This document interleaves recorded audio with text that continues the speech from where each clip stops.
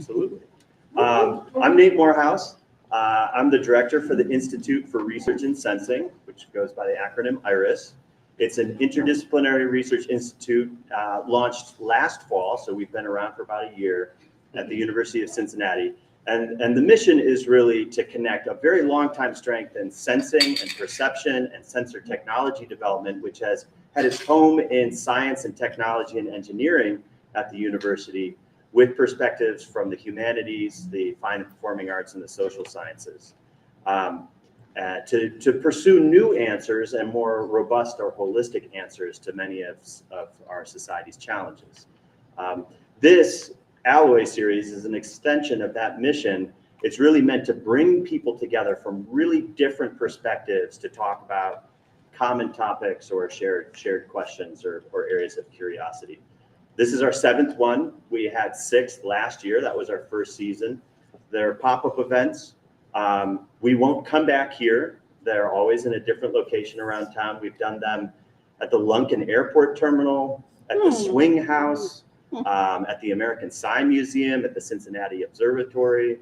Upcoming ones will be at Drip Coffee and Camp Washington, at the Mercantile Library, at Clovernook Center for the Blind and Visually Impaired. I was just speaking with somebody about that. World's largest producer of Braille is in College Hill. Wow. So we'll be able to get to see the Braille presses. They're really cool spaces. So anyway, there's so much to discover about Cincinnati, and part of the point of this is to help people to fall in love with the city that maybe they grew up in, or maybe they've been transplanted to. That's what happened to me, and I'm a grow where you're planted kind of person, so I love discovering new places that surprise me here, and so that's part of the purpose of the Alloy series. A quick thing about format. So we've invited 6 people to join us tonight to start the conversation. This is not meant to be a panel. You've noticed that we haven't sat them up on the stage here where you can listen to their brilliance. They are brilliant, by the way, but the point is to set it up so that you all feel comfortable participating. And when these work well, the audience talks about as much of the time as the people we've invited. So please chime in, raise your hand, offer questions or comments or thoughts. We've asked the people that we've invited not to show up representing their place of employment or their field of study, but rather as people.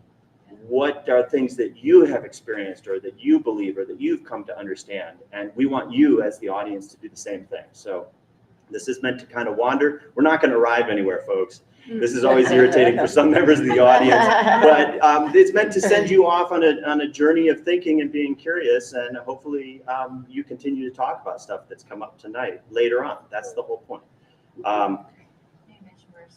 We are streaming. We are streaming to YouTube and Twitter from this little handsome owl gentleman in the center here. I don't know why I gendered that. Kind of weird. And what that means is that we started this in the midst of COVID, and we've been careful to keep audience sizes small, but also to think about accessibility for people who don't feel comfortable joining us in person. So there may be people watching this in real time online, and we've set it up so that they can also contribute ideas and thoughts. And so Nishay, the IRiS postdoc and program manager, is going to be keeping an eye on the internet for all of us, so you don't need to do that on your phones. To let us know if anybody in our online audience wants to chime in, and she'll bring that to our attention. We're going to be doing this for about an hour. Latoya is here with us through to the very end. Drinks continue to be free. They don't suddenly go up in price. If you want to pop up and grab something in the middle, you're welcome to do so. This is meant to be really organic. The only other thing I want to talk about is that you're in digital futures, and a number of you, this is your first time here and you're wondering what the heck this is, and is it actually even finished yet? The answer is no. There was a forklift in the front walkway yesterday. I was like, guys, can we move this? We're going to have people walking here. This is part of the Cincinnati Innovation District, major state investment, and bringing together university innovation with the private and public sector. This building is full of interdisciplinary efforts at the University of Cincinnati, as well as nonprofits. So if folks know Green Umbrella, they're right upstairs. Elementz is right upstairs on our floor. We feel lucky about that on the 3rd floor. We might actually even be able to bring people up to just kind of see what our floor looks like after this. Yeah. So feel free to wander around on the 1st floor. You can't get up to the, well, you can. They can walk up the stairs. So you could walk up the Yeah, stairs. you can walk up the stairs. Don't stay, don't overstay. Don't sleep here tonight. Look, keep an eye on who might be sleeping here tonight, just let me know. Okay, so anyway, that's it. We're excited to have you here, and we're gonna start tonight with a spoken word performance by Camille Jones. And then Damian Hoskins from Elementz is gonna introduce the folks we've invited into the center here. And we're going to go from there. So, yeah, thanks again. And we really appreciate you coming. And Camille, the floor is yours. Wherever you like. There's more people here. So if you don't want to see more people, don't come here. The microphone is the owl. So. Oh, yeah. The microphone is in the center. So.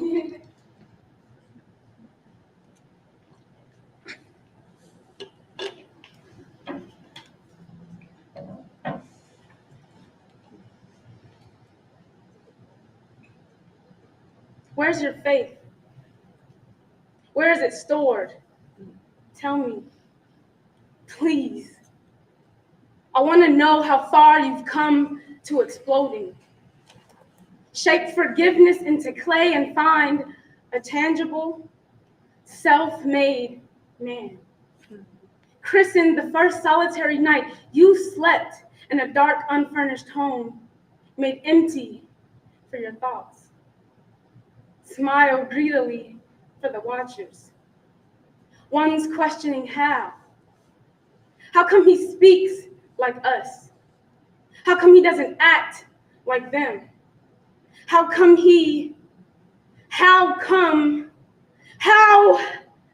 articulate and polite and eloquent and intelligent and quiet and docile and passive and passing and non-threatening and acceptable and a credit to your race you are. You are what your people need. Your people need you. Need to be like you. Why aren't they more like you? Why do they make that music? Why do they kill each other? Why don't they care about their futures? Why don't they just get off their asses? Why do they destroy their neighborhoods? Tell us why. Don't you know why? They're your people, right? Your patience, a floorless well, a murky mirror with crooked rippling, refracted reflection confronting. You can scream as loudly as you need down here. They won't hear. I promise. Thank you.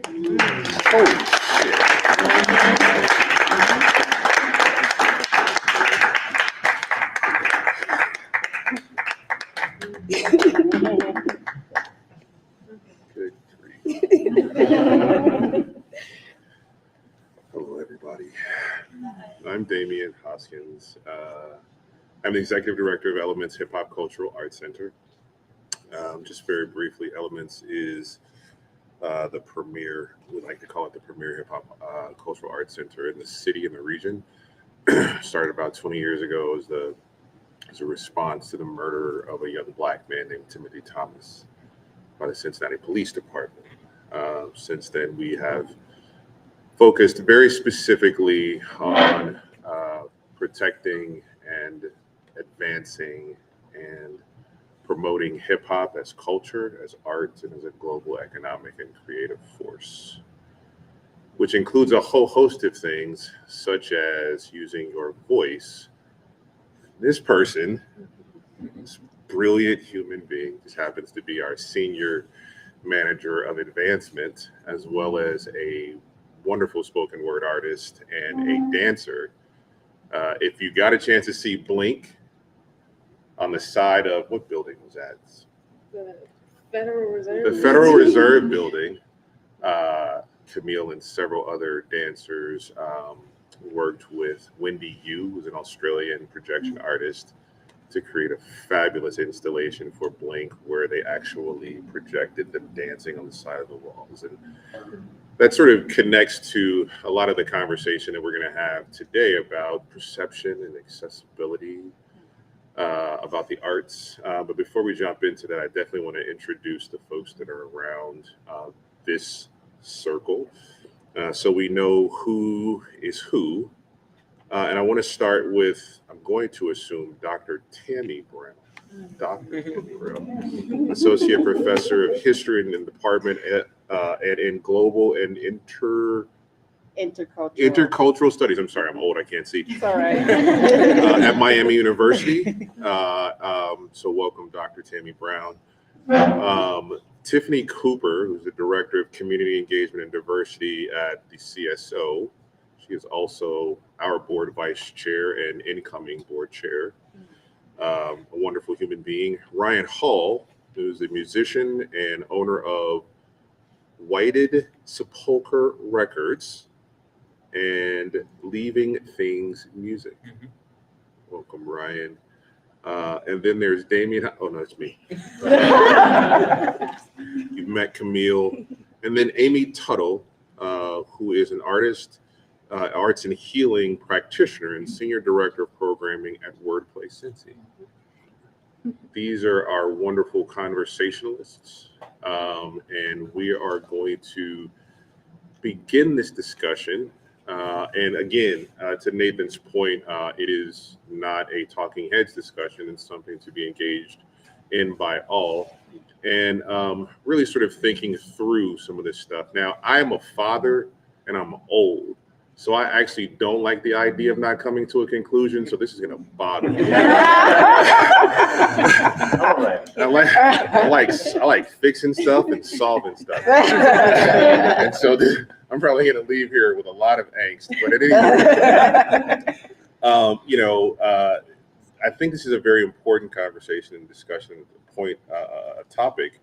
But the thing that keeps going through my head is this recent experience that I was able to engage in at the CSO. I have gone to I'm a graduate from School for the Creative and Performing Arts, and I've been going to the CSO for several years in a very sort of formal capacity. And in most instances, I was one of very few young people of color in that space. Certainly listening to Bach and Beethoven and Rachmaninoff and all those different sort of white Western European artists, I did not feel like I belonged there. I felt like I was an interloper. The accessibility was just by virtue of the fact that I went to SCPA. I lived on Finley Street downtown in the West End, so that's not something that we did on the weekends. But it's not that far away from where I grew up, but it felt like a million miles away from where I grew up. And it didn't feel differently until a young hip hop artist named Lonnie Rashid Lynn, better known as Common, came to the CSO and did a magnificent, what we call in the hip hop community, remix. It's a mashup of hip hop and orchestral music. And that was the first time, and I'm 49 years old. It's the first time in almost 40 years that I ever felt welcome in the in music hall. But I think that is a part of my own individual perception. Nobody ever put a sign out and said no blacks allowed or no black men allowed. There's this, I guess, but another part of that, which will probably add context, is Cincinnati is a very segregated city. I have a love-hate relationship with Cincinnati. There's invisible lines of demarcation that separate race, class, neighborhood, ethnicity, and where you went to high school. It's the easiest way to compartmentalize people. But this about art and accessibility and perception was really sort of, it was an interesting thing to think through, but that experience changed how I saw the CSO, how I saw Music Hall. I'm not entirely sure if there was any sort of reciprocal view. I do know that there were 3 white women sitting in front of me and my fiance, and about the 3rd song in, it gave me the impression that they actually had some common records. They were, they were into it. And they were like, they had the response as if they had been introduced at some point to the hip hop community. And so I have my own biases that were not confirmed, which was great. And so the unfortunate thing, however, is that is not the norm. And so I am curious, that is just an example of my perception about the arts, about accessibility in the arts, and about some of the things that give it context, like place.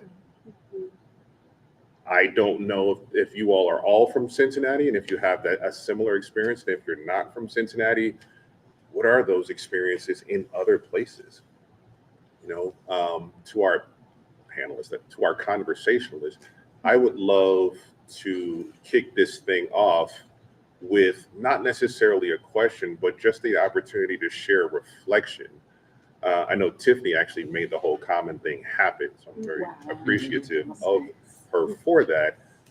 But I'm sure we all have these various perspectives and experiences, and I would love to hear something from all of you musicians, academics, artists in the healing arts, spoken word artists, brilliant human beings, just to hear that kind of perspective, and then also have other folks chime in. But that's my world, that's my experience, and I hope to God that when my sons are my age, that Cincinnati is different, and that places like the CSO don't even have invisible barriers in front of them. Jonathan Martin, I'll say this and I'll shut up, but Jonathan Martin, the president of the CSO, said to me maybe 5 years ago, the business model the current business model is terrible, primarily because in the next 10 years, his patron base will all be dead because they're old white people. And so there's this shift, but I don't want the shift to be inauthentic. Right. I don't want it to be patronizing. I don't want it to be something that's exploitative. And I don't necessarily want it to be a shift in the business model as much as it is a shift in our collective consciousness. So, thoughts, reflections, Amy, what do you think? Sorry. So much gold in there. It's like a lot of threads to pull on and to weave with. Some things I just heard that caught like my ears and also really like my heart have to do with belonging and crafting and making and story and place, especially place. And I think it's really interesting to be in this space right here, that we're sitting in this like vortex of Cincinnati. We can see the highway. There's 71 right there, and we're in this really fresh environment with this like concentric life cycle like thing happening here. Something that I think about a lot is what does the weaving of belonging actually mean? What does that actually mean? And I think there's something about how it is that we meet each other and where we meet each other, where we expect for the arts to happen, where we don't expect for the arts to happen. The like deconstruction of the stage that really has my attention. It's like, I don't think it's about a business plan either. I don't even think it's about a strategic plan. And I'm in the middle of a strategic plan. It's like, yes to those things. But those are all like our ways of trying to make ourselves more comfortable with what's uncomfortable. Yeah. And it's what's uncomfortable that's actually going to reveal the way forward. I think maybe. I'm so curious. So belonging, place, where do we meet each other so that we can unravel? I have to chime in. I'm just energetic and loud. So I'm from Cincinnati, born and raised. I have a lot of Cincinnati pride. I did my my undergraduate degree at Harvard, my PhD at Princeton. I spent about 10 years on the East Coast. My first teaching job as a professor was in New York. For me, my Midwestern sensibilities would not allow me to pay that much money for a crappy apartment in a urban city. And I left my job. And so some people thought I was crazy. If you know how tenure works, I was on a tenure track job. I left with a leap of faith. I come from a family of just spiritual people. I left with a leap of faith to come home. 14 years ago, it's one of the best decisions I've ever made in my life. And I came, when I came to my university, I was visiting. The next year it turned into a tenure track job. I got a tenure. So for me, I admit I have a little bit of Midwest is the best braggadociousness. You know, God bless Kanye West. You know, we want to send him love and light and healing energy. But that's one thing I love about Kanye. You know, his love for Chicago, his trying to put Chicago on the map. I'm working on a memoir. It's actually a collection of essays and poems, and it's called Fly. And it starts with the mythology of flying Africans, real story. 1803, the Igbo were enslaved. They're on a ship off the coast of Georgia. They decide instead of being enslaved, they jump overboard. Witnesses, you can go to slave narratives, go to Washington, D.C., the National Archives. People who witnessed this, enslaved Africans, and people who heard about it said, oh, they didn't die, they didn't drown, they flew back to Africa, or they walked on water back to Africa. So I take that imagery, combine it with a dream I would have repeatedly as a kid that I could fly. And it was a dream, more like not a Superman cape flying, but I was like running through the air like Kendrick Lamar in All Right, okay? Fast forward to today, for a good 6 years, I didn't dream. And every time I sat down to write poetry, I couldn't write. And for a moment, I was just devastated, and I thought this academic, like narrow system of discipline might have crushed my creativity. But turns out I had undiagnosed sleep apnea. And once it was treated 2 years ago, I started dreaming again. And the first dream was that I could fly.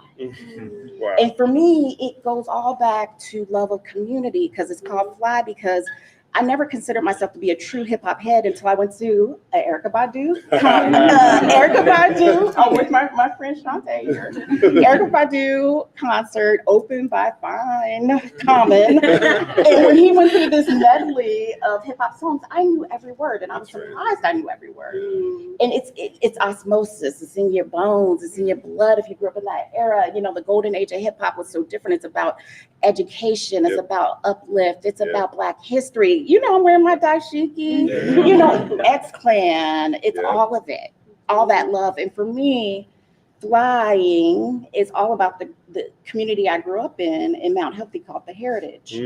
I feel like I'm talking a lot, so let me keep this short. I grew up in the Heritage. You grew up in the Heritage. I feel like let me stop here. I can talk for days. I can talk for days. You grew up in the Heritage, okay. So this is my issue. Even in my field, I feel like even like youngish Black intellectuals who dominate the conversation are mainly East Coast, West Coast, and sometimes South. So even a brilliant writer like Ta-Nehisi Coates, who says violence is the heritage that we have inherited in this country. True. We are sitting on stolen land. We always start there. You know, this country has been the richest country in the world for a very long time because of stolen labor. But my heritage is a community of Black people who love me so much. You can't put a price on it. Where does poetry happen? Where does music happen? It happens standing outside. My friend Neil, that I'm now collaborating with at Aiken High School, teaching African American history, he would freestyle under the street lights. You know, it reminds me of this brilliant Barbadian American writer, Paul Marshall. She passed away a couple of years ago. She has this famous essay called The Poets in the Kitchen. It was all about her mother working as a domestic worker, a maid in white homes in New York, suffering all these indignities during the day, but they went home, gathered with their friends around the table, talked about what happened as catharsis, but then used their native language, their Bayesian tones and dialects to restore and renew themselves. So just really quickly, it's completely an aside. Neil is my cousin. That's what I love about Cincinnati. That's what You I said you love grew up in the about Heritage. You said He's you grew my up there. neighbor. Like I jumped the fence. We're in his yard. Yes. So, Chris Wharton, Yes. That's what I love about Cincinnati. his mother is my dad's sister. That's what I love about Cincinnati. All right. So it's completely separate aside. Yeah. You have a perspective from that of a millennial. Okay. not just an artist and a multifaceted artist, by the way, but your frame of reference is that of a millennial, right? And so I'm curious of like how you identify perception, space, place in this level of this thought of accessibility or inaccessibility with the arts. Well, what's interesting is, and we've talked about this before, but when we think about like rebranding Cincinnati and what that looks like, because there is division, and you can just hear it in the way that like your generation talks about it. And my mom is from that generation, and I'll hear stories about like this or they and us and these people live like this over there, or just feeling like you're sort of boxed in just based off of where you come from and what you look like and what neighborhood you grew up in and what high school you went to. But thinking about like the present day and my experience, I do feel that there is shifting, and I see it happening heavily when we think about the arts. One thing I will say though is if you're not like tapped in with the art scene in Cincinnati, like the underground art scene, you would mistakenly believe that there's nothing really happening here. That's very true. People tend to feel like they have to flee Cincinnati in order to cultivate some kind of creative career, and you don't. But that's a part of that division that we talk about. And that's something that we need to figure out how to open those doors up for people and what that looks like, or creating like a bigger magnifying glass so that people know that there's like things buzzing around here. There's events that happen here. There are rappers and dancers and poets that come together for open mic nights and literally perform at these bars on Tuesday nights. But if you don't know about it, if you're not literally in the community, tapped in, you know somebody who knows somebody who knows somebody who's welcoming you into the doors and saying, oh, you got to come to this at 8 p.m. every Tuesday, then you won't know that it's happening. And then you find yourself confined to these sort of somewhat limiting exhibitions or events that don't necessarily make you feel seen or represented. You get caught up thinking that the only arts thing that's happening is happening at like music hall with the CSO, and that's what art is. Like these very Eurocentric, the classic sort of presentation of creativity, and that's not all that there is, and that's not the only thing that's of value. So there are things happening, and our challenge is then to, like you said, deconstruct the stage, find those tethers. How can we weave all these different people together and let the whole of Cincinnati know that art looks like this, and it also looks like that, and it can look like this, and it can look like whatever you want it to look like. It all happens in your imagination first. Right. So. Yeah.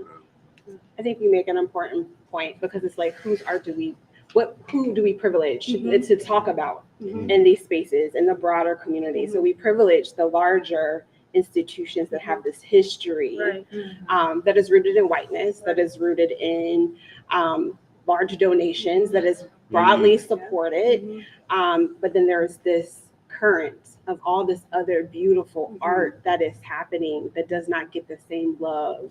and the same type of attention and the same amplification in our space. And so I think that is the challenge for our community in Cincinnati, is to how do we reach out to and amplify and build a community where all art is privileged in that same way. And it starts with community, and it starts with coming together and having conversations like this.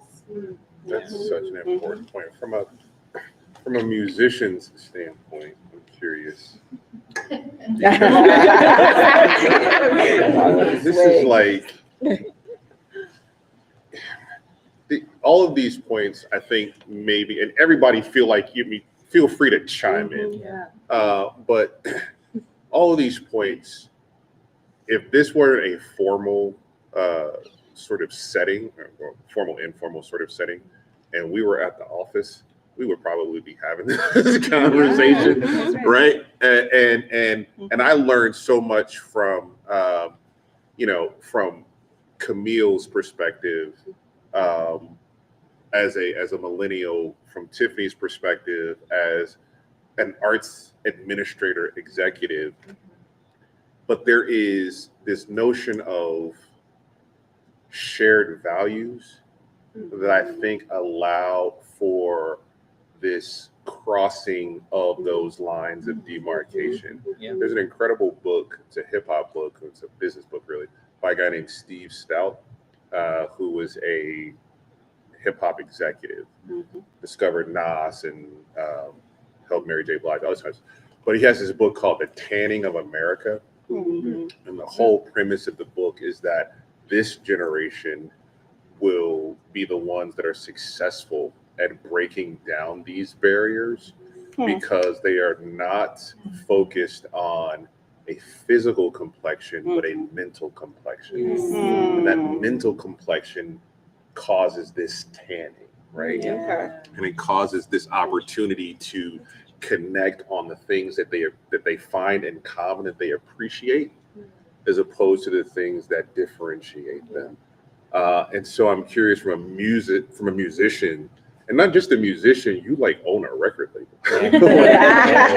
So there's a business side of that, right? So there's something to be thought through and discussed when we're talking about not just the creation, but the actual business side of all of that. I'm curious, what are your thoughts? As I've been listening to everybody speak, I've really been thinking about the accessibility of the means of production of creating music.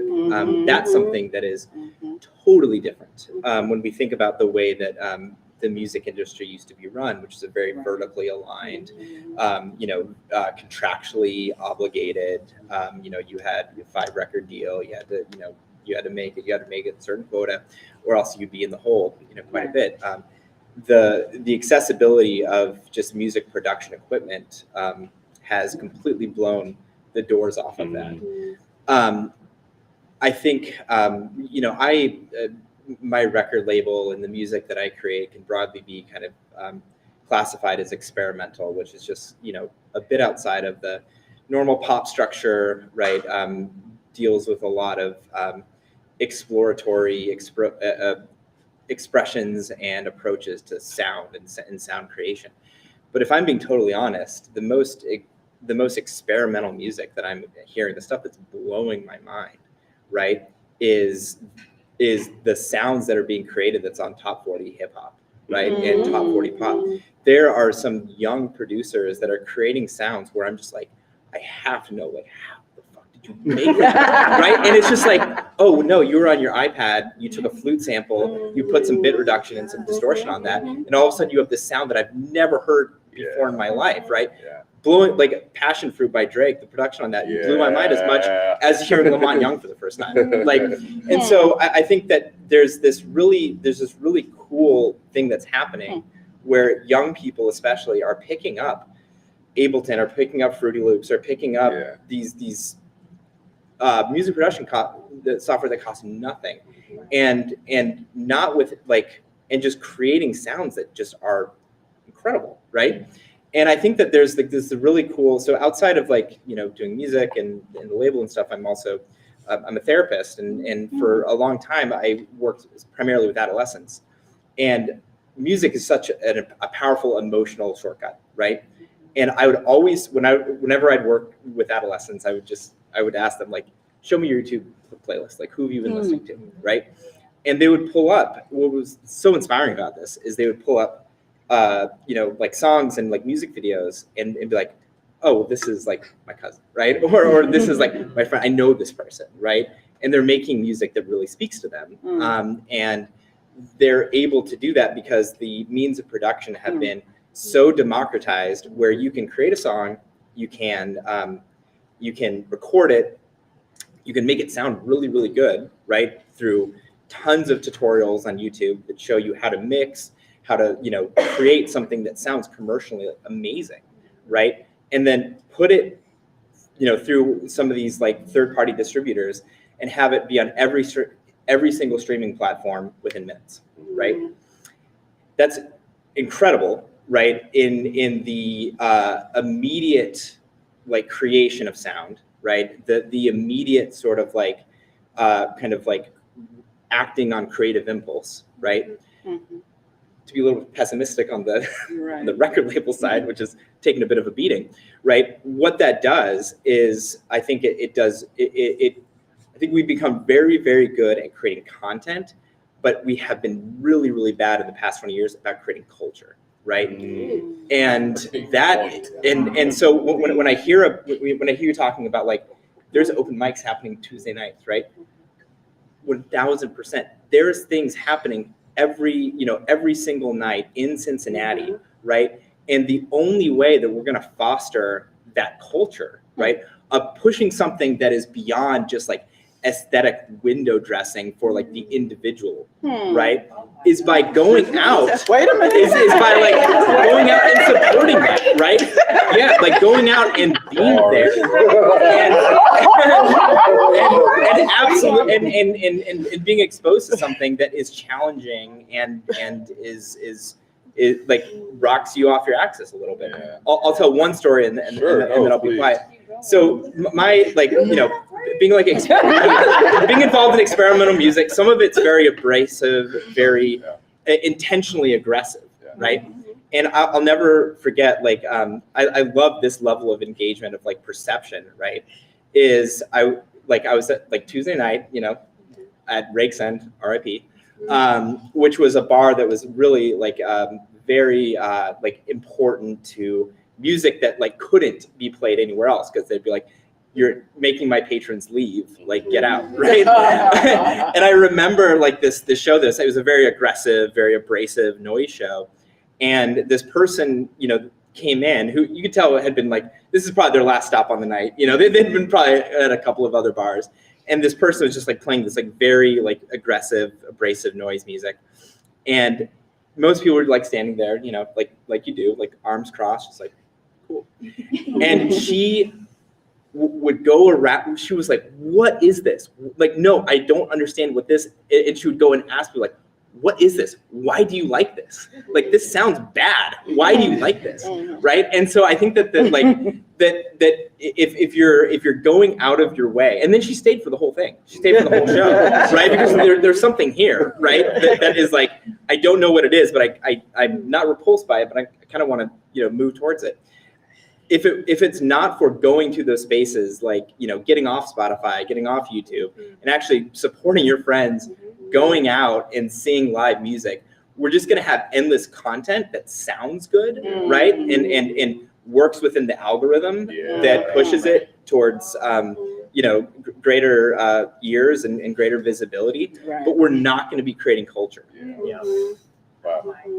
So we have an online question. It's related, I feel like, so maybe you can just continue talking along this line. But so it's from E.G. Pola, who's been with us the whole time, watching online. So thank you for joining us. And the question was, it was talking about just this segregation that exists in the city. And they said, yes, this area has a very isolationist and separationist feeling. As a non-native, it has been a challenge to find place. How can we as artists lead a paradigm shift to welcome newness, to broaden the wealth of experiences and opportunities? What a wonderful question. Yeah. And I don't know. And again, like, that's a question that has an end. Now I have recommendations, but I'm not entirely sure that those recommendations would be appropriate.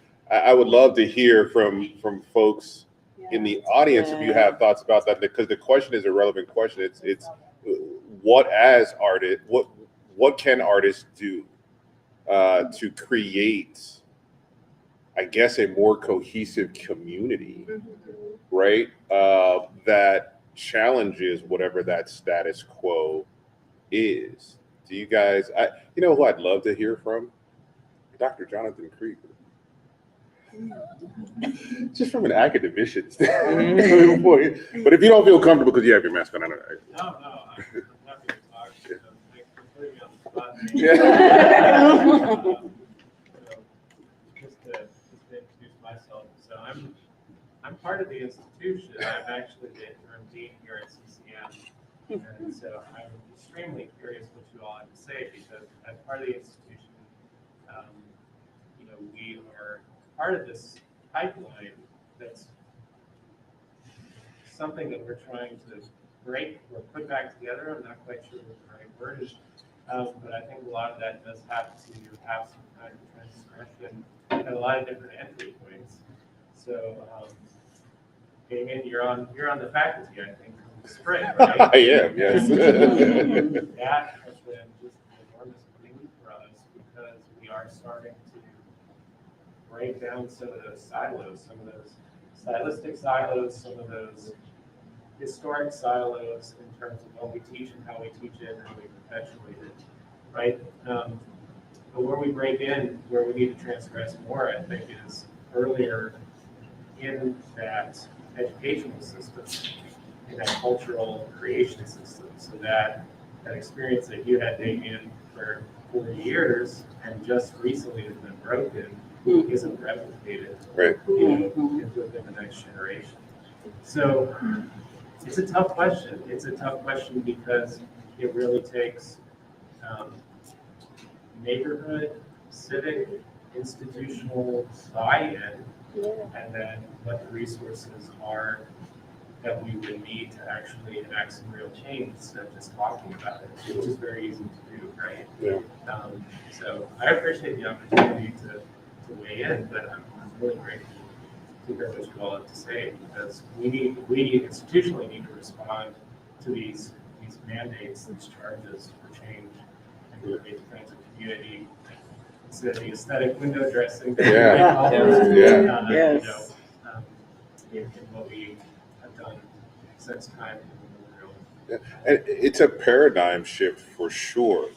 I had the good fortune of teaching a hip hop class at CCM last spring, and I had a class, probably about 30 students at varying levels, from PhD level to master's degree to undergrad, and they were all incredibly nervous. And so this may address a little bit of the question, the online question. They're all incredibly nervous the very first day and the second day, and in fact for a really long time, because their whole thought process was, how do I take the training that I've had in orchestral music for all of these years and land a job in a symphony someplace? And that was their only focus. And because it's so competitive, and those experiences are blind experiences, and they have to do it in this sort of isolated space and that sort of thing, they were trepidatious about their own skill sets, the viability of it. And so it became less about them being artists and more about them marketing themselves as commodities. So the good thing about hip hop culture is hip hop actually takes what's in the house and tries to make, if you know anything about hip hop culture, it started in 1973. The Bronx was burning. And these guys took what they had at their disposal and made an entire culture of it. In fact, the blackout in 75 in New York allowed for a lot of people to steal DJ equipment.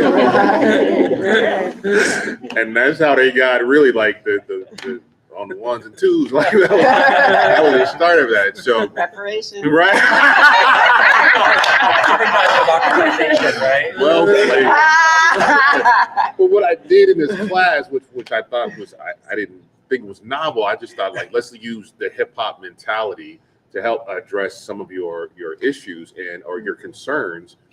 And they were able to leverage the things that we were talking about from, there's this fearlessness in hip hop. There's this intent, especially in the beginning years, this intent to break down those barriers, to not be excluded from, what art and the creation of art was. But none of these guys had access to ballet classes or orchestral class or violin lessons or being able to go to art museums and or go to the opera. So they used their voice. They took the turntables that their parents had and the records that their parents had to make sound. Right? They couldn't go to the ballet, so they got old refrigerator boxes and went outside and created an entire dance form.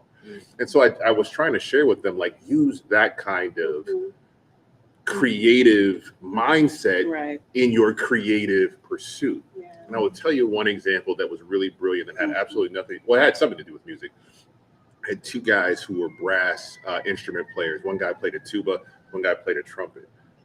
And what I did not recognize is that there was somewhat of a monetary barrier to actually playing those instruments because you have to buy mutes, and mutes cost like $300. Yeah. I challenged them to use, this hip hop sensibility to try to figure something out. And we did we had this project, and they actually leveraged what was at their disposal, which at the time was a 3D printer. And they actually created mutes that would normally cost $300 for 15 cents out of wood particles. And they work just as good and or better than the $300 mutes. And I was like, that's hip hop. That's hip hop. That's taking, a burning situation, leveraging what you have at your disposal to create something that could further the art, right? That's being creative in your creative pursuits.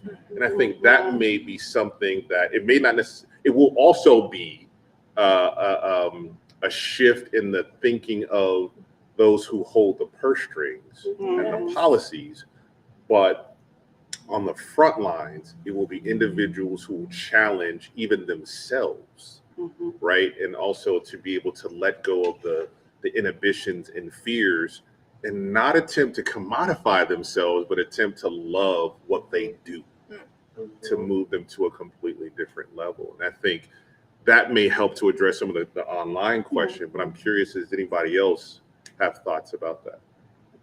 I just want to chime in real quickly because it connects to stuff that Camille was saying earlier.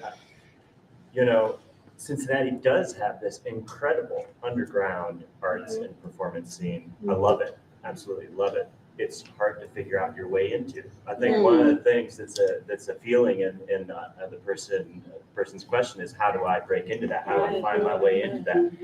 And I have kind of two feelings about that.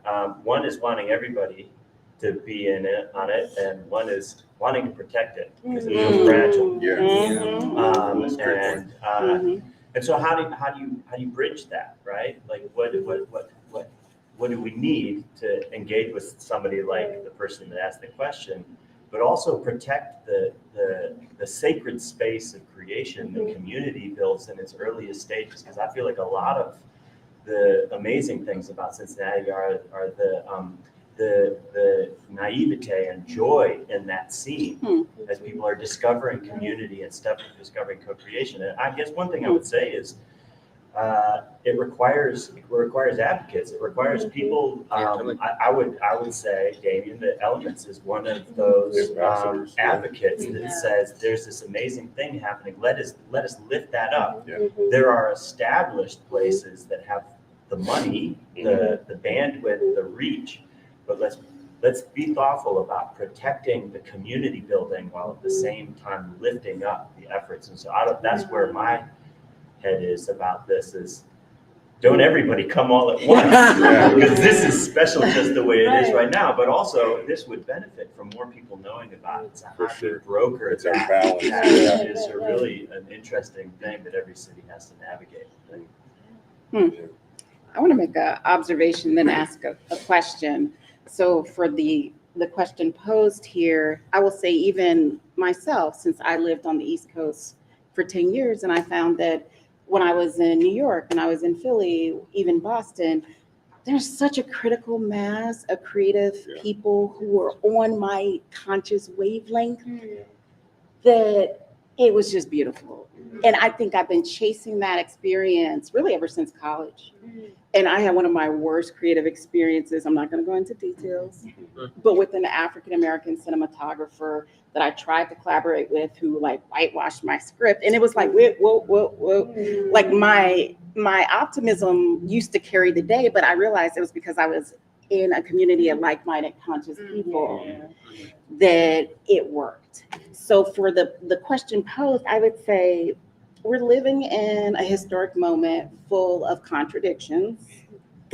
On one hand, you have social media, you have the internet, which the downside is, as you put it, what did you say? Aesthetic window dressing for the individual, Yeah. right? There's such a high level of narcissism and self-interest that I find even artists poets I like, I look at their Instagram and I'm just like, oh my God, one more selfie. You know what I mean?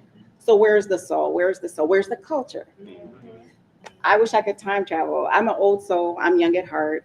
I say I should have been alive during the Harlem Renaissance. Oh my God, I say that all the time. But the point is, they didn't all agree. Zora Neale Hurston and Langston Hughes would argue. You know what I mean? Like, I love Langston and Zora's blues aesthetic, and that's what I'm working with even in my own work.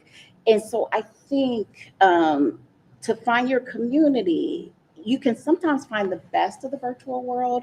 So I actually published an ebook called The Art of War and Peace, which was a collaboration with poets around the world, US, Australia, UK, etc. And this was after one of the umpteenth shootings. And I just said, this is ridiculous. So I did the artwork. They contributed the poems, but it was mainly through relationships forged online. Right? So I'm from Cincinnati, so it's home for me, and I feel very loved and happy.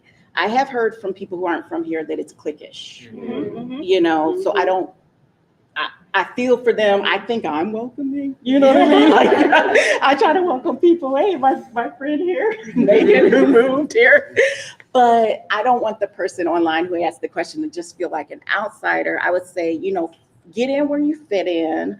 Find, your like-minded community, but also keep your eyes. Like, I've been writing poetry in French. I've surprised myself. Like, I've been writing poetry in French and I've been making connections with Senegalese artists. So, and this is all because I have WhatsApp and, Instagram and etc. And my issue with Americanness is I feel like we're always so, even folks who are woke, we're so America-centric. So for me, my focus has always been diasporic. I teach the African diaspora. And so even what I do, what I produce, I'm interested in multiple, languages, multiple ways of communicating from visual art to poetry to short essays, just all the different media. And I think the more you free yourself, we are living in a fearful time. Yeah. It's about freedom versus fear. Yeah. And this idea of marketing, since the economic downturn in 2008, my students are very fearful. Are they going to get a job? Yeah. And even my advice to my students has changed. You know what I mean? But I think, if we do cultivate that sense of, spiritual foundation, but it's such an individual, personal thing. You can't force anyone to do that, right? That's where the next level is. I think too about when you mentioned cultivating your community and finding those people that are like-minded. I think that takes a little bit of risk-taking. It does. And that's just on a human level. If you really want to partake in the journey of life, you do have to step out a little bit of your comfort zone, inch by inch. But those inches add up, and they're important. So at the smallest level, taking the risk of deciding, I'm gonna go to that that open mic and possibly share. Even if you don't share, you just went, and that was something, because maybe for weeks you were talking yourself out of going. And just by taking those little small steps, you're on that voyage toward cultivating that community, or even just like starting a new skill. Maybe you thought of learning to play the guitar for a really long time. You just kept talking yourself out of it. Just decide one day, or get to that point where you can make that decision. No rush, no rush. You gotta do that on your own pace. Do it on your own pace so it feels real and it feels authentic. But taking those small steps and choosing something for you, choosing growth, choosing to evolve, and those like-minded people will come. Yeah. I think it starts with you always. Yeah. And look around, because I think sometimes we think art has to happen in certain spaces. That's It true. needs to be a music hall. It needs to be in the underground. Art can start right where you are in your neighborhood. Look around to see who is around you. Who can you co-create with? What are the resources that are right where you're located? You never know. That's the ingenuity of like hip hop, which is looking around. What are the resources around me? Where are the people around me that we can take something from nothing and create something brand new? And that is where the most beautiful art happens. And so sometimes I think we put pressure on ourselves to be like, I got to connect with this community because that's where it's happening. But it's like, it can happen right where you are. Cincinnati has 52 neighborhoods, very distinct, lots of resources, lots of community groups. Just start where you are. You were going to say, oh, hi, Brett. I ain't recognize. I was going to just talk about, as far as, like she said, inserting yourself at your pace, because you do have to take a step out there and get the risk and expose yourself to a crowd that's unfamiliar.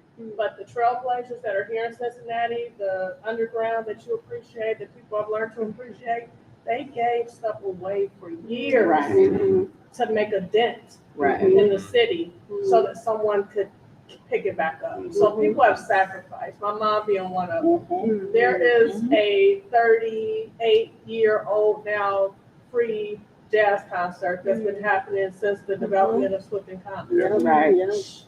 It had to be given away. And a lot of young people got their first chance on that stage at Swift and Commons. It had to be given away. So the people here who do have the resources or the fundraising capabilities, they got to be willing to give it away because it's that important. It's something that's so important you can't hold on to it and grip it with white knuckles. You gotta give it away. And so the people who are here to do have the resources to fund something, I think it just we need to constantly be encouraging each other to promote something for free, to host something for free, to get a venue to be willing to let some artists play for free. You know what I mean? That you have to give it away. And that makes that person who is thinking about not going because they don't want to pay or whatever, it makes it that much easier. And it makes it up, and like you said, the connections become organic, to your point, where it's not forced. I got to go here because these people are here. The connections aren't forced, they become more organic, especially when it's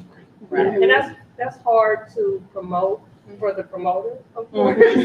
But there are people who want the city to be the thing of the jewels that you talk about. Because you want to keep it, you don't want too many people to find out about it because you don't want it to get spoiled. But you want that thing to be a Cincinnati jewel so bad that you want to keep it going too. You don't want anything to stop it, and you definitely don't want money to be the reason why people don't get to experience it. So you have the trailblazers have to keep being the ones that are donated to and financed to give it away. You know what I would, and I 100% agree. My fear, as we talked, began the conversation, and place was a part of that discussion, is the culture of Cincinnati. This is my experience now, so I'm not. But if your experience is different now, I completely appreciate it. The culture of Cincinnati seems to be first exploitative. It's been my experience. And so the reason that the giving away is so important, but it seems to be on a cycle, is at some point people try to exploit it. And So give me some undermine details. it. Give me some details, and then you see those. I mean, I can give some, but I don't want to sully anyone. can give a whole bunch I'm of. just not aware. I'm not aware. Yeah. So maybe we can have a side conversation. Yeah. Yes, throw it out. I'm sorry. Yeah. Just start talking, y'all. Just start talking. I'm not too artsy, so I'm just listening, observing. It's also fascinating. Hi, I'm Dominique. I can't hear you. Go ahead. Can you hear me now? Yeah. Is that a little better? Okay. I'm Stand Dominique. up, Dominique. Okay. You got the floor. It's all you. Put you on the spot. Put you on the spot. Dominique. I'm a PhD student here at UC studying biomedical engineering. Wow. Correct. Secondhand embarrassment. This talk about art is so interesting. I'm not an artist, but some may have different opinions about being a STEM, being an engineer, designing stuff. But everybody's perception is very interesting, especially in regards to like the African diasporic. I guess just poetry, storytelling. I've always found that to be very fascinating. But I did have a question in terms of, what is, I apologize for this, but as an artist, what's the fine line of, like you mentioned, the aesthetic window dressing, what's the fine line from when that seems appalling to appealing as an artist? So, That's a good like, question. I remember maybe about a week ago. I'm sorry? Oh, I think it wasn't a question. No, that's a great question. I was listening to Breakfast Club and Method Man was saying, rappers are great liars. Great liars. Yeah. And I was for being actors, and I was like, So that aesthetic window dressing of like, just using rappers as an example, the chains, dealing, on the side of the street or whatever have you, versus like you mentioned, that generation of hip hop, about education, community building, uplifting, where that transition happened to where that window dressing, seemed more like, I'd rather do that than kind of stick to what this is, because that seems like it's providing more of, accessibility, opportunities versus, that communal building, that family-oriented educational aspect in, hip hop and art doesn't seem to be like the way, as people may say. I beg to differ, but yeah, that's just my question. That literally gets to my question around the whole notion of whether it's aesthetic or appalling. It gets to the heart of this question around whether or not we are exploiting, or we're in this space where it's much easier to exploit. So to that end, and I'll definitely tap into you guys real quick. It was such a fascinating question that it just got my mind going. Cincinnati in and of itself, but not just Cincinnati. For me, my experience has been that there's been some levels of exploitation. When you think about hip hop and the transition from Heavy D and Rakim and Queen Latifah and these folks who are building up, the focus was different than money came in. Yeah. And so when you think about my experience with Cincinnati, even with Elementz, right? For a very long time, Elementz has been an organization that has had set opportunities for young people to find voice, express themselves through dance, and so on and so forth. But in order for us to be funded, we had to partner with white Western European arts organizations so that they can check their diversity, equity, inclusion box.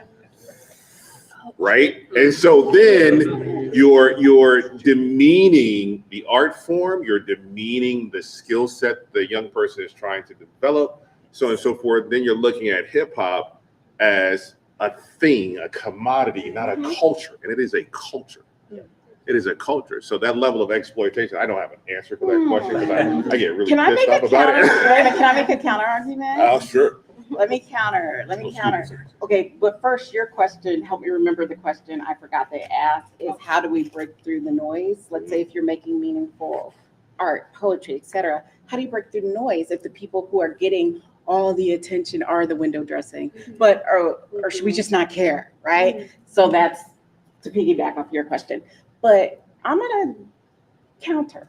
Please So do. I'm a pragmatic person, and I'm all about the Aikido kind of switch here. Okay, so what's going on now in my field? I teach African American history, and there's all this legislation, 2 bills in particular being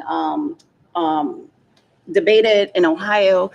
You can't say gay, you can't say, you can't talk about race, you can't talk about intersectionality, yada, yada, yada. And I say, well, I teach American history. You know what I mean? Like, I teach American history.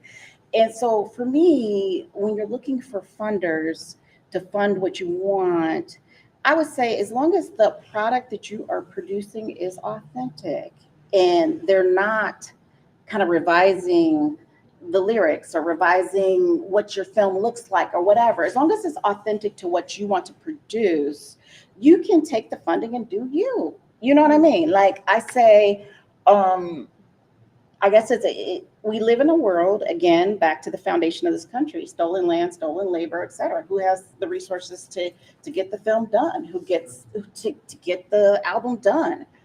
If everybody's woke now, and keep in mind, this is bittersweet for me, George Floyd's tragic death. I lived in Minneapolis for 2 years. I have very good friends who lived through all of that, and they were on the ground, right? For me, the fact that everybody's woke and we even have new hires at my university. I went to a dope drag queen show last night. It was fire, but it's because we have new hires, right? I'm happy about that, but I'm angry too that it took so long to get there. Yeah. But I'm not gonna throw the baby out with the bathwater. I'd rather have the dope drag show than not have it at all. I'd rather have the funding to say, we're gonna do us in such a profound way to push the conversation, to push the dialogue, to elevate, that whether you check your diversity box or not, that's you. We're on another level. Is that you want to counter back? It's no. It's only to suggest I get your point, and I agree with your point. It's to degree. So it's for us. It is not just that the funding happens and is available. It's the percentage of funding that is available. So it's an equity issue.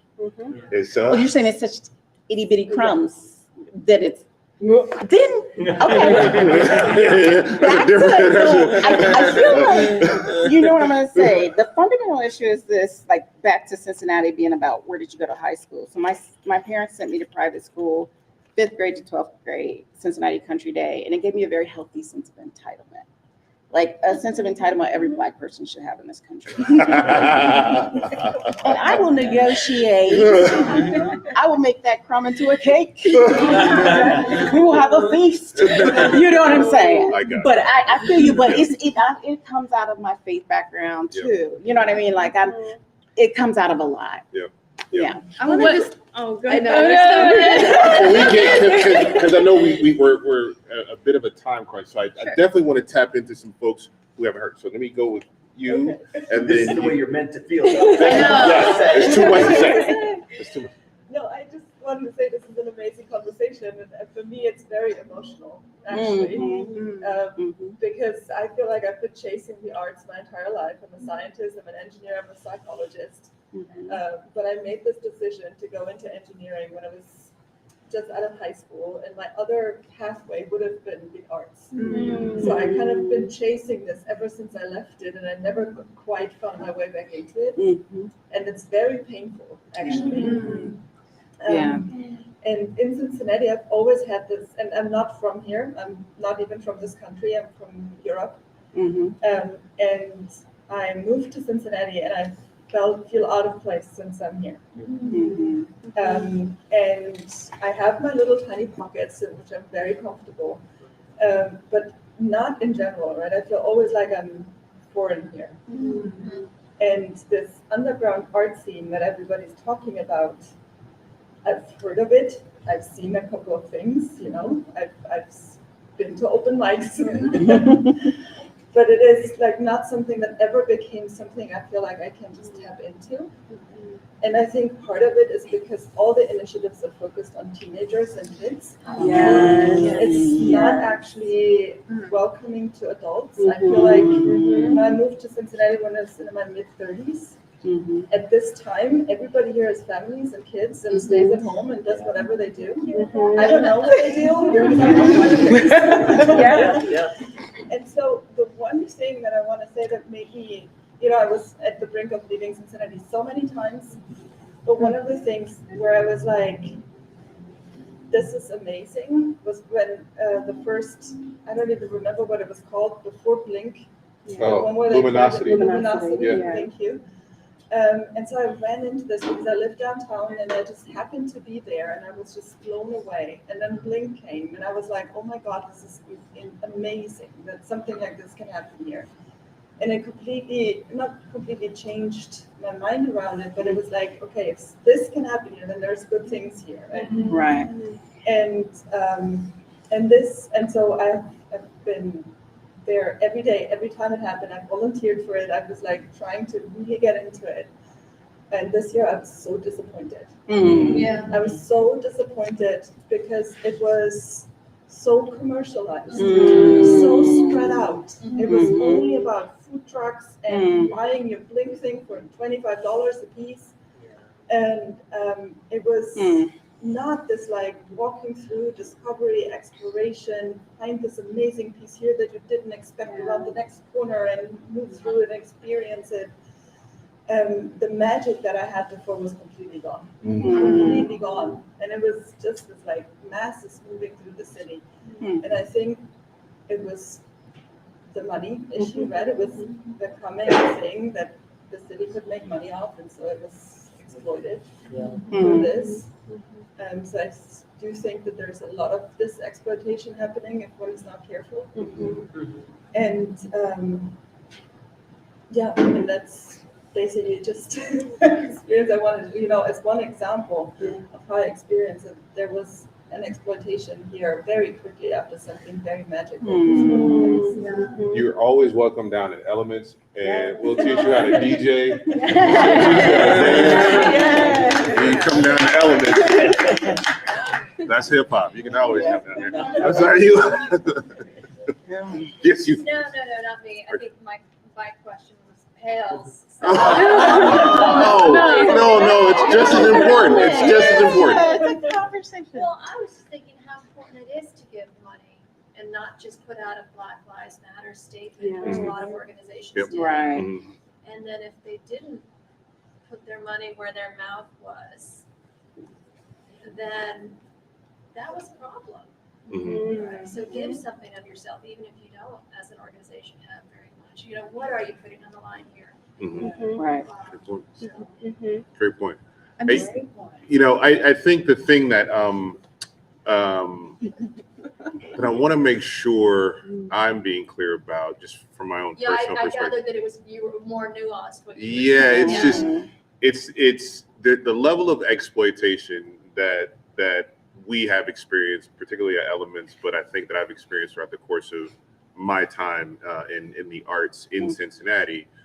It has been real, it has been palpable, but I don't think it's just about the money, the white Western European arts, all that kind of stuff. I think it's more about the fact that there has to be a paradigm shift in how we engage with one another as human beings.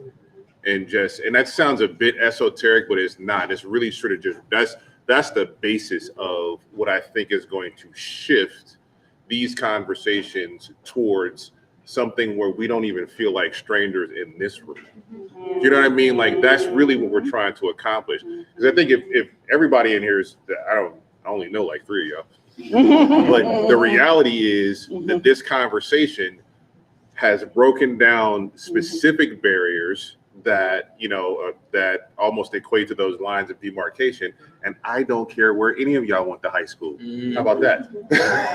But it's a very Cincinnati thing, right? And so it's like, you know, now from here, more can be developed based on the richness of this dialogue. And I'm hoping you do come down to Elementz. I'm dead serious. So, right. And so then, like, you know, then when we begin to have like this groundswell of human connectivity through the arts, through, you know, this level of accessibility, which is real, then we can begin to shift how, since the culture of the city, right? Because I think the culture of the city is rooted in 100 years ago, right? And that is the DNA, but it doesn't have to be that way for this next generation of creators and business people and PhD folks, you know what I mean? Like brilliant folks, like and scientists, and like,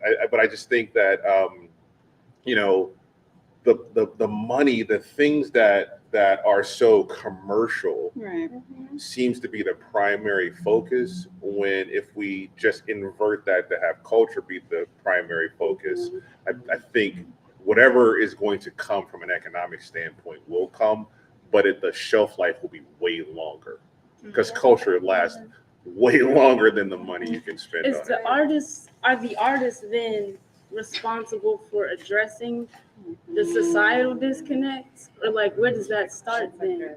That's a great question. I think everybody's responsible for it. Yeah. I think one, because I think we're at a time crunch, right? Like I think, well, for me, I got way more days behind me than I had in front of me. So I would love to see like everyone have this kumbaya, because I don't want this to sound corny. I don't want it to sound corny. Let it be corny. I mean, but I really want risk. All right, let me risk being corny. It would be really dope. It would be really dope if we were all able to sort of work towards these shared values, right? And this comes from, I don't know if you guys remember Schoolhouse Rock. Yeah. I remember a long time ago, Schoolhouse Rock had this song about America being a melting pot. And then my classroom teacher said to me, my social studies teacher, back when they taught social studies, my social studies teacher said, but it's actually not. It's more like a tossed salad. Yeah. And the notion of a tossed salad is that those individual things keep their integrity, but they come together in this harmonious, connection, and it's greater than the sum of its parts, right? That's what I'm thinking about. That's what I think having shared values and coming together on those points of shared values and that synergy can help move us towards that. And that is artists, that is scientists, that is, teachers and business folks. And nobody has to lose anything.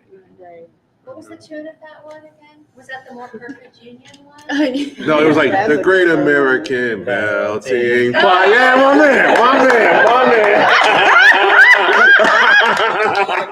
Thank you very much. I knew it wasn't crazy. No, I got you. But if I can just rip off what you're saying, absolutely. Damian, part of I think what you're naming is these dynamics of comfort and discomfort, right? That part of what we're talking about in Black arts moving into white institutional spaces is necessarily a discomfort, right? That discomfort needs to happen in order for an institutional foothold to take place. But at the same time, we need to feel comfortable in those spaces, right? We need to be welcoming to each other, sort of creating and inviting community. At the same time, that is dependent on us all being sort of vulnerable to a kind of discomfort and an openness to a kind of discomfort. Yes, 100%. Very well said. That's exactly what I was trying to say. You said it in way fewer words. I've been a lover of history since I was 10 years old. I feel like we can learn from historical movements. But let me preface this with, it takes work. For sure. Debbie Allen from Fame, I'm like, it takes sweat, work. So if we look at the Harlem Renaissance, if we look at the Black arts movement in the 1960s, if we look at the third wave feminism in the 1970s, mainstream presses were not publishing Black authors. They said, we're gonna start our own publication sources. Mainstream presses weren't publishing women. We're gonna start our own venues. So this is how I think we go from individuals to culture. But it takes work. So we could talk for days, seriously, as we are talking right now. We could talk for days about we want to come together, we want to be a tossed salad. But unless we have some folks who are willing to do the work to create certain venues, whether it's, for example, I'm in January, it's not a selfish plug, but I'm going to give you this as an example. In January, I'm launching a blog art series on Instagram called The Dreamer Who Sat by the Door. And it's all about art and music of the African diaspora. And I'm interviewing artists from Senegal, from Trinidad, et cetera. And I'm also showing some of my own art. And it really comes out of my using music during the pandemic to stay happy. So making connections with family and friends, this is who I'm listening to. And it was so crucial to me and my family to stay joyful during the pandemic. Now I want to share with more people. So, I don't know how many people are going to follow my blog, but still, it is one space that I'm saying, I think more people need to know about these artists. So I'm going to interview them. This woman, she raps in French. She's from Senegal. Her name is Mina Levoile. And she's Muslim, and she talks about wearing a veil and how it being so unusual for a woman to rap in French, and she's Muslim. She's dope. I use her in class, and I just randomly on Instagram said, "Can I interview you for this blog?" She said yes. So that's my passion. So that's the work I'm doing. But if there's someone in this room who wants to do the Cincinnati work, to amplify Cincinnati voices, I don't know what that looks like. It could be an online publication, it could be, I don't know. Podcast. Yeah. How are you tying that title into the book? You talking about my Jimi Hendrix book? No. Oh, which? By the book.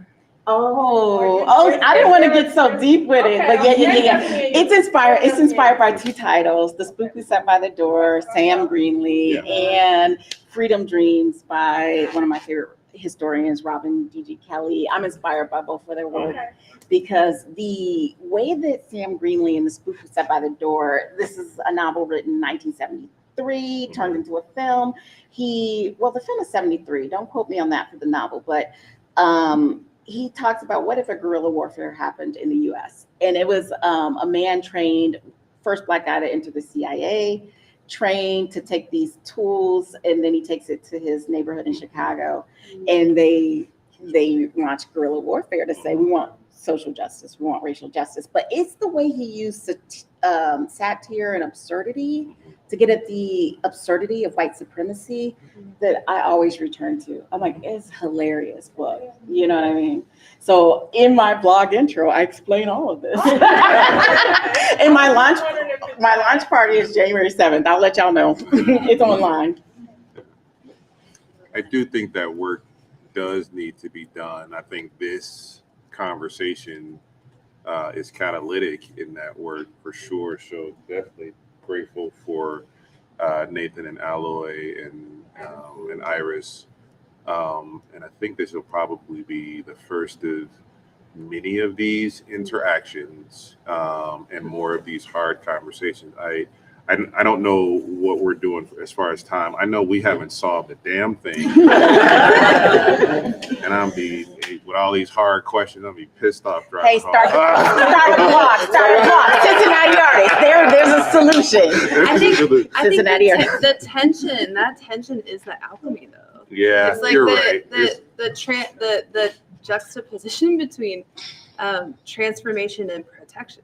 Yeah. And everything that we've talked about. Yeah. It creates this, I feel it. I'm like, ooh, it's palpable. It's palpable, right? Because it's moving. Yeah. And it's alive, and we're back to sitting on the edge of the city, physically in this place. We're sitting on the edge of the city. Mm-hmm. I think when we can let ourselves encounter the discomfort of the tension of what is transformational and practical, it needs protection and also needs uplifting and illumination and support, while not knowing where we're going. I don't think we know. No. And I think that's kind of really amazing. I hate it, but I get it though. Yeah. I get it. And I feel like I said discomfort so many times, and I feel like I'm always with young people, I'm always talking about vision. Like, what's your vision? What's next? Where are you going? Where's the future? What's the future in the future? And this real Sankofa stuff of like, well, but what was back there? Yeah. And like, what's right now in the Exactly. soup that we're sitting in? And this, Exactly. these feelings that I also have Yeah. about protection and exploitation and stories Mhm. that I also have about elevation Yeah. of stories. So, yeah, I'm really here for the alchemy of that. That's I'm just, awesome. like, And I'll just curious. say one thing just to kind of like build off that. I think as much as it takes tension and bravery and stuff like that, it takes accountability of Yeah. especially white Mhm. gatekeepers Yeah. who have done the work, right, but have Right. not created equitable spaces where, Right. especially like Black musicians feel comfortable coming into white spaces from a micro level. You know, it's been horror stories, of trying to feel like there is home, like in these places where underground music is happening and stuff like that. So it takes a lot of accountability and real work in breaking down some of those gatekeeper kind of positions that especially white male artists like myself have held for a long time and still hold. So Yeah. I just wanted to add, oh, I'm sorry. Please. Yeah, you said, it takes work, but honestly, how much work? Because, like you said, that labor seems to always be put on us. I'll speak from my experience, but it seems to always be put on us. And it's like, we come together as a tossed salad, but some of us, want to remain as individual fruits and vegetables. But it's like the institution when it comes to like artists, right, that has been put into place that, takes and recreates and then profits and then, money comes in and it's like, okay, we're all fighting, to try to get to the top. Our artists are fighting to try to get to the top and then we tightrope between, compromising like our integrity and what we believe in and just, maintaining, what our true artistic values are. So really, it takes work, but is it work that's going to work? Because we've been working, and it's like, okay, we're working, and it's like, we hear you, we see you, why don't we work together? And then that work becomes watered down or revamped into something else, and then it's like, okay, now we're back at square one. So, as artists, like, how much work can one take on before their shoulders and their backs give? And then, they're put off by this whole thing of being artistic as a next level, and then, like you said, going into something else. So, like, they chased art, and it's like, you know what, I can't, I'm tired, like, I just can't do it. I'm gonna just do something else and let this art kind of be in the back burner. And then always looking at it on the horizon and not, I don't know. No, it's an absolutely valid question, and it's one that I don't know if anybody else has the answer to. I never have an answer for that, but I've been asking that question for a really long time. And my grandmother used to tell me as a kid, like, look, man, there's a difference between movement and progress. And I mean, like, hamsters move. They ain't going no damn where. You know what I mean? Like, and so whatever the move is, whatever the action is, it has to be toward a particular end with strategy in place. So you're actually further along than once you started. And then you can hand it off to the next generation and they would be further along, but they wouldn't be starting at ground zero.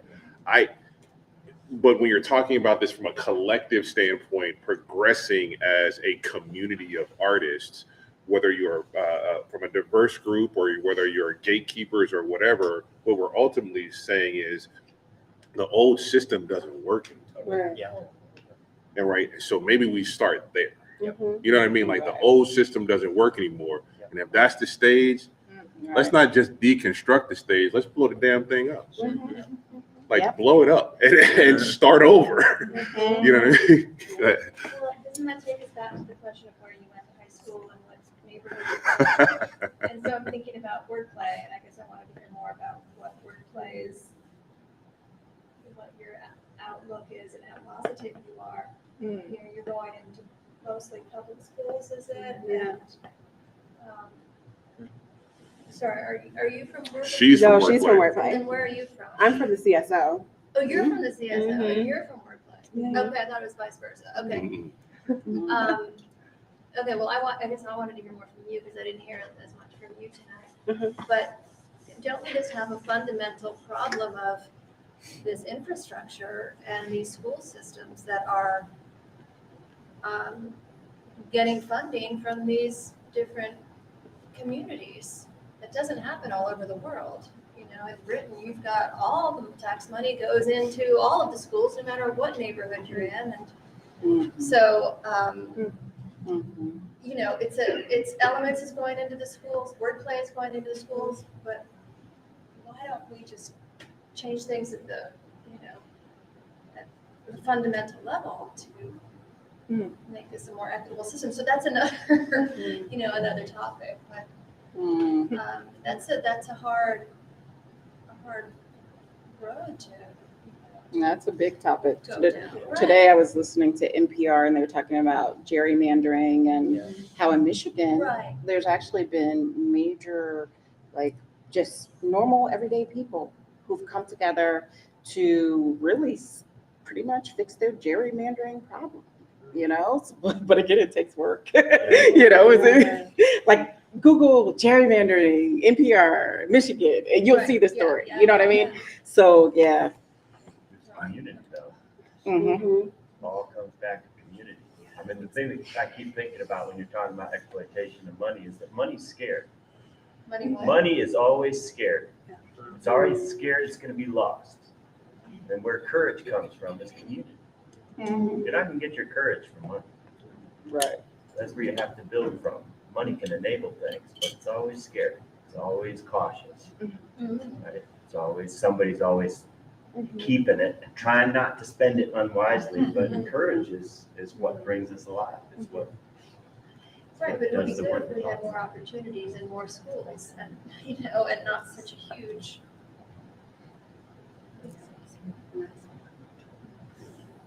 Difference. I agree. But this would be a long ass because I got some stuff to say. I'm not sure we're worried about people sleeping over. Particularly about the education part, because I taught school for 13 years, and like you're 100% right. All of this stuff is fundamental, like, and we have a responsibility of deconstructing this stuff. I don't really like adults. I love children. It's always been my view that there hasn't been I've never met a kid who purposefully hamstrung themselves. It's always some jackass adult or irresponsible grown up who puts these barriers, puts these things in their minds, puts these things in their way. And these institutions that we're discussing right now, so part of that infrastructure that's going to make their lives that much more difficult. This work, if there is an end, or if I can drive home with some solace, I know that I will be able to focus on that, the work that we're doing in the schools. But that's not easy. That's all politics. It is. All of it. It is. Every bit of it is politically driven, and very little of it has to do with student well-being. Right. It's all test scores and this bull crap, but not the holistic development of a child. Right. And these infrastructures are in place to be scared money. But you know, so then the focus is wrong, right? And the focus is wrong because the focus of these old people is on the commodification of something. And we're only gonna support our little neighborhood and we're not. And we're right. And so then it's isolationism and it's all of this elitism and all this sort of segregation, and that thing begins to perpetuate. So to your question, I don't know. To your question, I don't know. To the question that was online, I don't know. But if you left it to me, if I, could do something about it, and you said, all right, Damien, go ahead and fix this, a whole lot of people will be fired. A whole lot of people will be fired. A whole lot of these institutions, and not maliciously, maliciously at all. It wouldn't be like, I hate you. It would be like, listen, we actually have to make this better, right? And what we're doing right now, it's not better. And if you're gonna roll out your strategic plans and all of your predictive analytics, if you're honest, you know that in the next 5 years, it's going to be exactly the same that it was 5 years ago, right? And So how much energy then do we put into the deconstruction? I ask this question a lot. I'm like, yes to the pulling it apart, into the naming what doesn't work. Also, like, I'm thinking about James Baldwin saying you can't integrate into a house that's on fire. It's on fire. So then also, just like, why don't we just build something else? Something Like, else. while it's falling down, Right. while it's not working, while a lot of us are standing like in the part of the river where like it's a waterfall right here, and we're just trying to do a lot of this kind of thing, being like a human dam, so to say. There's a lot of that happening in every sector of our culture, way beyond the arts. Way beyond The arts. And I just think about like one of the potencies of the arts that I think like brings any of us to a conversation like this is that it's generative, because we're gonna like create something, we're gonna build something, and maybe it's not even a solution. Maybe sometimes it's a response to the thing that's burning down or falling apart. Sometimes it's just like, I have this thing that I have to say at Aiken High School, and I better say it. I better say it.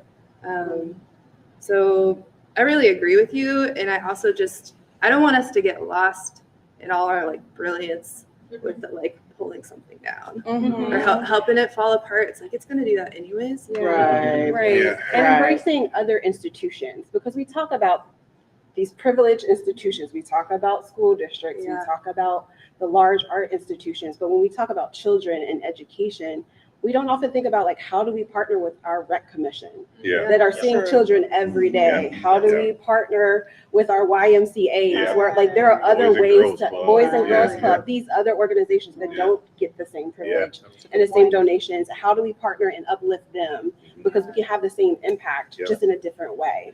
And so we have to kind of deconstruct how we think about institutions and what institutions we're partnering with. And to your point, this is a great point, Tiff, and to your point though, it's like, it's also like just a reimagining of the solutions. The pulling down, that's just because I tend to choose violence sometimes. But it's like, so I gotta be what I mean? But it's really reimagining the solutions. And because we are creatives, most of us, in some way, right? Chances are what we do reimagine is going to also be very dope. Okay, Right? I know we're about to go, but I have to say this. So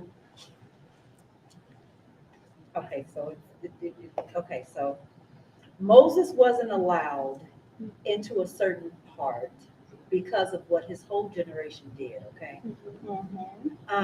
But there was a generation that was allowed. And we sit here and we talk about these kids and we talk about these things. My son, my 15-year-old son, we were at the skating rink and he was looking at some people out he was looking at this guy out on the skating rink, and he was wanting me to pay attention to the size of the wheels on his skates. And he's like, Mom, so you see that guy right there? The size of his wheels is tiny and it's so cool and he's doing such a good job. And I'm like, where? And he's like, right there. He's got the white t-shirt on. And I'm like, where? There's a whole bunch of people with white t-shirts on. He's like, right there. You see him? He's got the jeans on. I'm like, yeah, I got jeans on. So he's like, look, don't you see his skates? The little tiny skates right there. And after he finally pointed him out, he was one of maybe 5 black guys on this skating rink, but he never once described him as a black guy. Wow. Interesting. It's our kids that's gonna do it. 100%. And It's not gonna take them reimagining anything. It's not gonna take them coming together and having these think tanks and doing all that. They're just gonna do it. So that's why we've gotta pour into the kids. We gotta support the kids. Where the kids are, we gotta go and we gotta ask them, like, what do you think? What are you doing? How do you feel? How do you dance? How do you sing? How do you rap? How do you write? How do you score? We've gotta go and ask them. We ain't gonna do it, y'all. We're not gonna do it. We're going to enjoy watching it. We're going to enjoy trying to, get along with them, and we're gonna enjoy being there, but we're not gonna do it. But what we are gonna do is we gonna feed these kids. That's right. We are going to encourage these kids. We gotta pay these kids. We gotta build spaces and allow spaces for these kids to do these things. Because we're too biased. It's in our DNA, like it's in our, even while we're in here, we don't care what school we go to, but it's back there, we're wandering, but our kids are gonna do it. We gotta feed them. Is that a good note? That's a good note. To have these things end. It's always, yeah.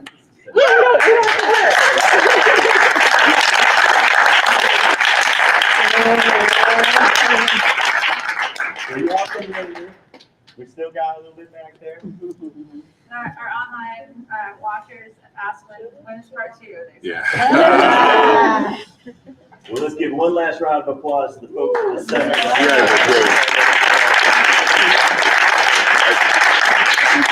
It's been an incredible conversation. I truly appreciate the genius that is in this entire room. All of the thoughts. I'm going to drive home and try to actually solve something. Talk to your kids. Talk to your kids. I'm going to figure out how to go talk to my son. Thank you all. Thank you for this, guys.